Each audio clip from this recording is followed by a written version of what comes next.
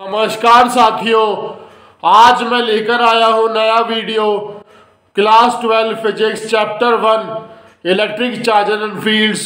तीन चीज़ें मैं कंडक्टर और इंसुलेटर के बारे में बताऊंगा।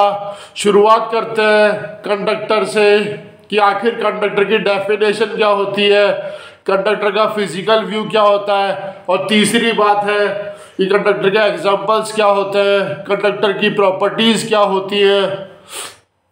सबसे पहला टॉपिक कंडक्टर। कंडक्टर वो कोई भी चीज़, वो कोई भी सब्सटेंस जो अपने से इलेक्ट्रिसिटी को पास होने दे या फिर इलेक्ट्रॉन्स को पास होने दे। तो इसकी डेफिनेशन क्या हुई? The substances which allow passage of electricity through them are called conductors. जैसे कुछ भी, ह्यूमन बॉडी भी हो सकती है, एनिमल बॉडी भी हो सकती है, अर्थ भी हो सकती है, या मेटल तो होते ही है, आयरन, कॉपर वायर। कोई भी ऐसा मेटल, कोई भी ऐसी ह्यूमन बॉडी या एनिमल बॉडी या अर्थ से भी करंट, ये बहुत ध्यान देने वाली बात है कि ह्यूमन बॉडी से भी करंट पास होता है, वाटर से भी करंट पास होता है। हमने कई बार देखा होगा मूवीज़ में या अखबारों में खबर सुनी होगी कि कूलर के पास पानी भरते वक्त करंट लगने से मौत हो गई। तो वाटर से भी करंट पास होता है। तो अब इसका डायग्राम देख लेते हैं कि कंडक्टर का डायग्राम कैसा होता है। देखिए, ये कंडक्टर है, ये कंडक्टर है, ये कॉपर वायर, आयरन, कुछ भी हो सकता है। जैसे ही हम पैसेज इलेक्ट्रॉन को पास करेंगे तो ये आसानी से पास हो जाएगा बिना रेजिस्टेंस के। अगर रेजिस्टेंस होता तो इसको इंसुलेटर कहते हैं, लेकिन ये इलेक्ट्रॉन आसानी से पास हो जाएगा। देखो, वापस समझो, इलेक्ट्रॉन जब पास हो जाए तो उसे कंडक्टर कहते हैं, इलेक्ट्रॉन पास नहीं हो तो उसे इंसुलेटर कहते हैं। सिंपल सी डेफिनेशन है, 7वीं क्लास से पढ़ते आ रहे हैं कि कंडक्टर क्या होता है, लेकिन इसका एप्लीकेशन 12th क्लास में दे रखा है। वो डिटेल में पढ़ेंगे कि कंडक्टर आखिर होता क्या है। The substances which pass electricity through them are called conductors. ये कुछ भी हो सकता है, मैंने पहले ही बताया, मेटल, ह्यूमन, एनिमल्स या अर्थ। अब देखते हैं कि कंडक्टर्स की प्रॉपर्टी क्या होती है। अब देख लेते हैं कि प्रॉपर्टी क्या होती है कंडक्टर की। हमने जो डेफिनेशन पढ़ी उसी का एप्लीकेशन है कि जब भी कोई करंट कैरिंग चार्जेस, जैसे इलेक्ट्रॉन हो, कुछ भी हो, जब वो कंडक्टर के थ्रू आसानी से डिस्ट्रीब्यूट हो जाते हैं, मैंने पहले भी बताया, आसानी से डिस्ट्रीब्यूट हो जाते हैं चारों तरफ, उसे कंडक्टर की प्रॉपर्टी कहते हैं कि it allow distribution of charges और करंट और इलेक्ट्रिसिटी। ये कॉपर वायर, आयरन, जैसे हम अपने घरों में कॉपर वायर ही लगाते हैं, ऐसे कंडक्टिंग वायर।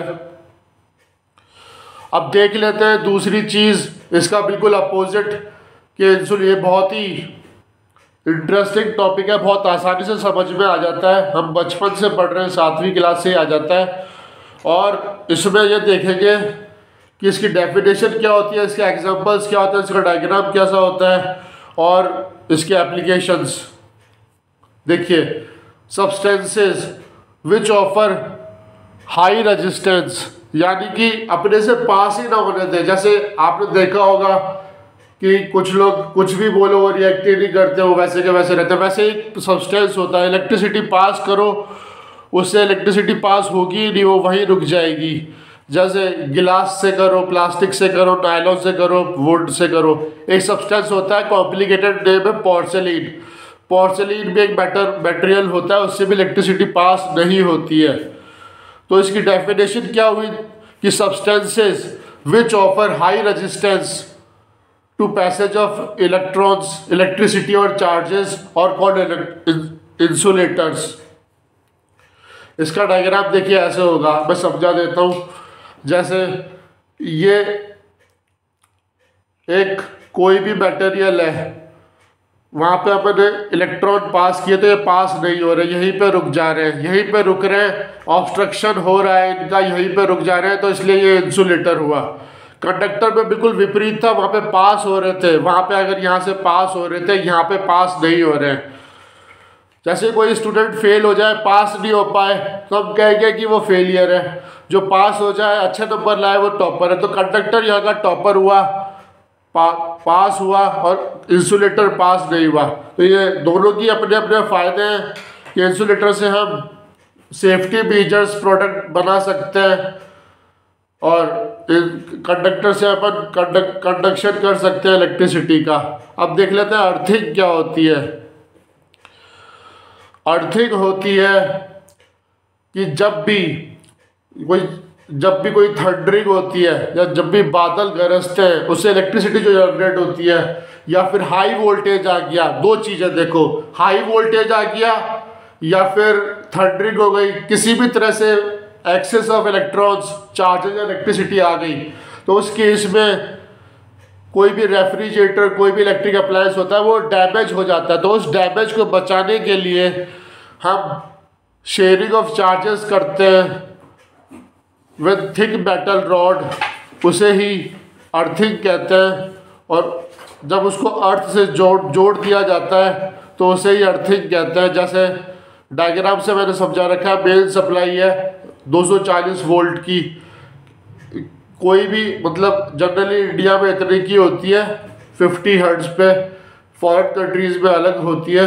तो अपन इंडिया की बात करते हैं, तो यहाँ पे क्या करते हैं, एक तो लाइव वायर होता है जिससे अपने सारे इलेक्ट्रिक अप्लायंसेस चलते हैं, न्यूट्रल वायर होता है, ये अर्थिंग होती है। कोई भी तेज इलेक्ट्रिसिटी आई मेन सप्लाई से, तो वो अर्थिंग के थ्रू सेफली निकल जाएगी, और लाइव और न्यूट्रल वायर से जो बाकी का प्रोसेसर है इलेक्ट्रिसिटी का, वो चलता रहेगा। तो इसकी एप्लीकेशंस क्या होती है कि ये जनरली रेफ्रिजरेटर, जो अपन आयरन प्रेस करते हैं, कपड़े प्रेस करते हैं, या कोई भी जैसे गीज़र हो, उन सब से जोड़ के रखते हैं, उन सब से कनेक्ट करके रखते हैं। टीवी या एलईडी, आजकल एलईडी चल रहा है, पहले टीवी चलता था। तो एलईडी कई लोगों के डैमेज हो जाते हैं, हमारे आसपास सुनने को मिलता है कि हाई वोल्टेज आया और एलईडी डैमेज कर दिया। तो आप भी अर्थिंग करवा लीजिए।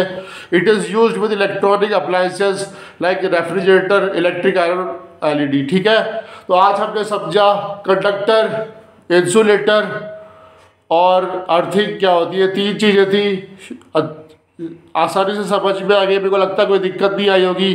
ठीक है, आज के लिए यही स्टॉप करते हैं।